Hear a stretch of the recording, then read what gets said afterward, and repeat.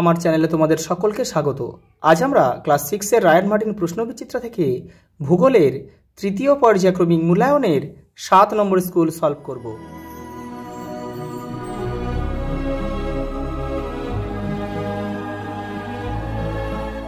দেখো প্রথম প্রশ্ন, দেখো অক্ষরেখাগুলির মধ্যে সবচেয়ে বেশি পরিধি নিরক্ষরেখার। পরেরটা দেখো, প্রদত্ত কোন দেশের উপর দিয়ে মূল মধ্যরেখা প্রসারিত হয়েছে? লন্ডন, লন্ডনের গ্রিনিচ শহরের উপর দিয়ে। পরের প্রশ্ন দেখো, ছায়াবৃত্তের অপর নাম আলোকবৃত্ত। ভারতের প্রমাণ দ্রাঘিমা কোন শহরের উপর দিয়ে কল্পিত? দেখো এলাহাবাদ, প্রয়াগরাজের উপর দিয়ে। আগত সৌরকিরণের বায়ু দ্বারা সরাসরি শোষিত হয় 14%। পরেরটা দেখো, প্রতি 165 মিটার বর্গমিটার উচ্চতা বৃদ্ধিতে 1 ডিগ্রি সেলসিয়াস হারে উষ্ণতা হ্রাস পায়। পরেরটা দেখো, বায়ু দূষণের একটি প্রাকৃতিক কারণ হলো, দেখো এখানে দাবানল আর অগ্নুৎপাত হবে, দুটোই হবে। তোমরা তবু এই অগ্নুৎপাতটা করবে, দাবানল করলেও হবে, কিন্তু অগ্নুৎপাতটা একদম অথেন্টিক হবে। কারণ কি বলতো, দাবানল কিন্তু মানুষেও সৃষ্টি, মানে মানুষের দ্বারাও কিন্তু দাবানল সৃষ্টি হয়। সেই জন্য আমাদের এই অগ্নুৎপাতটা সঠিক উত্তর। দাবানল করলেও ভুল হবে না, তবে একদম অথেন্টিক হচ্ছে অগ্নুৎপাতটা।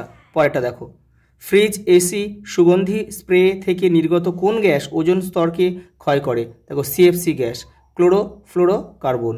পরেরটা দেখো, কত ডেসিবেল শক্তি সম্পন্ন শব্দ মানুষের কানের পর্দা ছিঁড়ে যেতে পারে? দেখো 160 ডেসিবেল। ভারতের দীর্ঘতম হিমবাহ হচ্ছে সিয়াচেন হিমবাহ।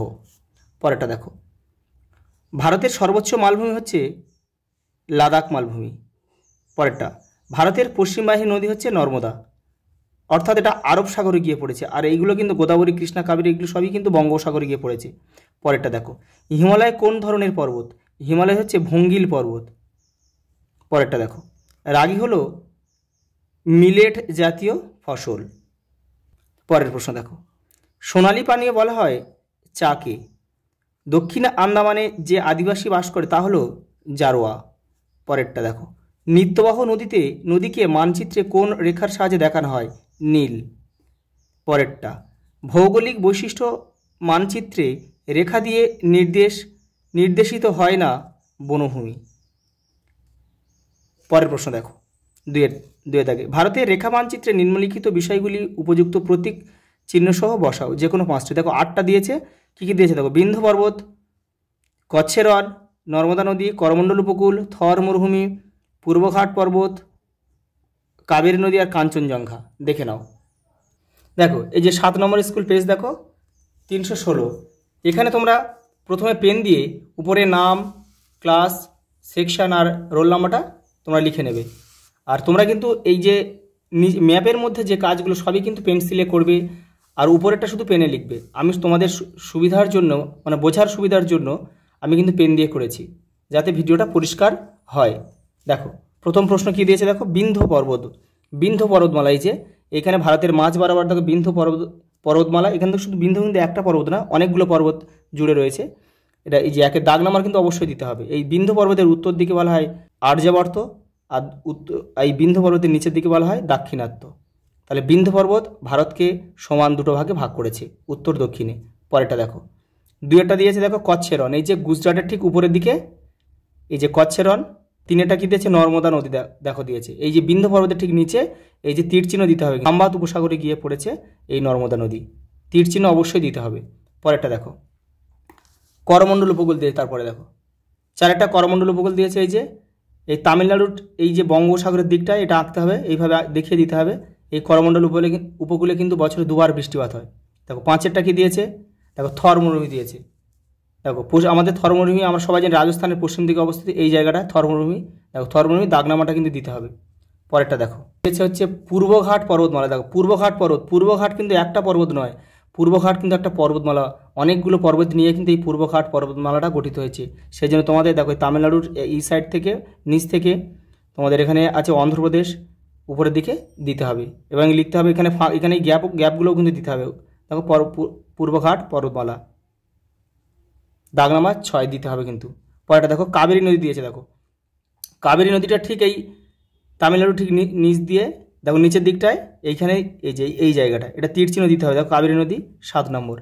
আর 8-এ কি দিয়েছে দেখো, 8-এ দিয়ে কাঞ্চনজঙ্ঘা দিয়েছে। দেখো ভালো হচ্ছে সিকিম আর হচ্ছে আমাদের নেপাল সীমান্তে কিন্তু কাঞ্চনজঙ্ঘা পর্বতটা অবস্থিত, এই যে এখানে আঁকতে হবে। পরের প্রশ্ন দেখো, ক্ষুদ্রতম সমাক্ষরেখার নাম কি? সমাক্ষরেখা হচ্ছে অর্থাৎ অক্ষরেখাকে বলা হয়। তাহলে ক্ষুদ্রতম মানে যত উত্তর বা দক্ষিণে চলে যাবে তত ছোট হয়ে যাবে। তাহলে উত্তর মেরু, উত্তর ও দক্ষিণ মেরু, মেরুবিন্দু, এটা হচ্ছে সবচেয়ে ক্ষুদ্রতম সমক্ষরেখা। পরেরটা দেখো, পৃথিবীর আবর্তন বেগ কোথায় শূন্য? 2 মেরুতে, 2 মেরুতে। আর সবচেয়ে বেশি কোথায়? নিরক্ষরেখায়। দেখো সাইলেন্স জোন কি? দেখো যেসব অঞ্চলে গাড়ির হর্ন বাজানো সম্পূর্ণ কঠোরভাবে নিষিদ্ধ সেগুলো কিন্তু সেটাই কিন্তু সাইলেন্স জোন। এই দেখো স্কুল, হাসপাতাল, বিভিন্ন প্রতিষ্ঠানের সামনে লাগানো আছে সাইলেন্ট বোর্ড লাগানো থাকে, ঠিক আছে? তার মানে এখানে কিন্তু হর্ন বাজানো সম্পূর্ণ নিষিদ্ধ, এই জায়গাগুলোকে আমরা সাইলেন্ট জোন বলবো, স্কুল, হাসপাতাল, বিভিন্ন প্রতিষ্ঠান। পরের প্রশ্ন দেখো, লাক্ষাদ্বীপ কী ধরনের দ্বীপ? প্রবাল দ্বীপ।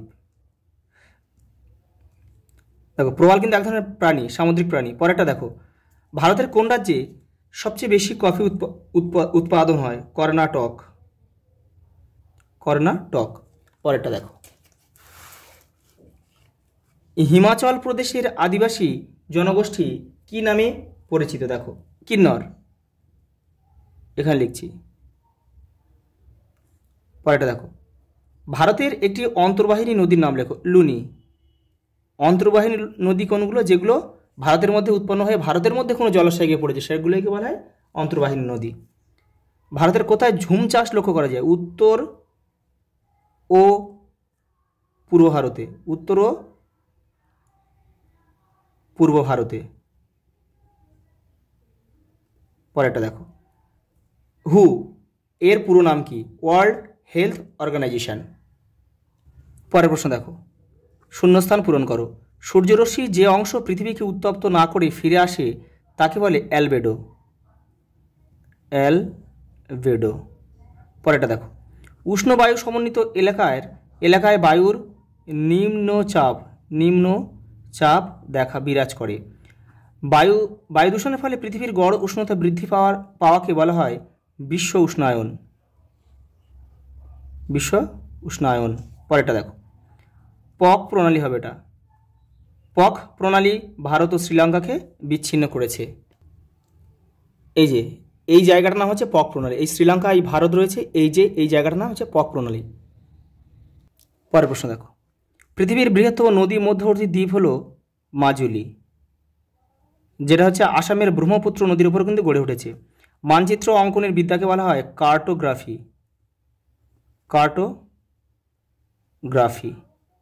পরের প্রশ্ন দেখো, নিরক্ষরেখাকে বিষুবরেখা বলা হয় কেন? দেখে নাও। এই দেখো নিরক্ষরেখার অপর নাম বিষুবরেখা। কারণ কি? দেখো এই রেখার উপর সারা বছর দিন রাত্রি সমান হয় বলে একে বিষুবরেখা বলা হয়। এটা কিন্তু তোমরা লিখে নেবে, এটা আমি কিন্তু অন্য একটা বই থেকে তোমাদের দিলাম। পরের প্রশ্ন দেখো, পার্বত্য অঞ্চলের জনবসতি কম কেন? দেখো তোমাদের টেক্সটের 72 নম্বর পেজে উত্তরটা রয়েছে কিন্তু, এই যে এখান থেকে এই পর্যন্ত লিখতে হবে। পরের প্রশ্ন দেখো, আদিবাসী কাদের বলা হয়? এটা এই যে আদিবাসী কারা, এটা পুরোটা লিখবে। তোমাদের টেক্সটের কিন্তু এটা 99 পেজ। পরের প্রশ্ন দেখো, শব্দ দূষণ নিয়ন্ত্রণের কয়েকটি উপায় লেখো। দেখো তোমাদের টেক্সটের 64 নম্বর পেজে উত্তরটা রয়েছে। দেখো এই যে দেখো শব্দ দূষণ নিয়ন্ত্রণ, এখানে অনেকগুলো রয়েছে, এখানে তোমরা দুটো লিখে নেবে। দেখে না। পরেরটা দেখো, দিল্লির সঙ্গে কলকাতার জলবায়ুর পার্থক্য কোথায়? দেখো দিল্লি হচ্ছে সমুদ্র তীরবর্তী অঞ্চল থেকে অনেকটা দূরে অবস্থিত, সেই জন্য দিল্লির জলবায়ু হচ্ছে চরম ভাবাপন্ন, অর্থাৎ গরমের সময় প্রচণ্ড গরম, শীতের সময় প্রচণ্ড ঠান্ডা।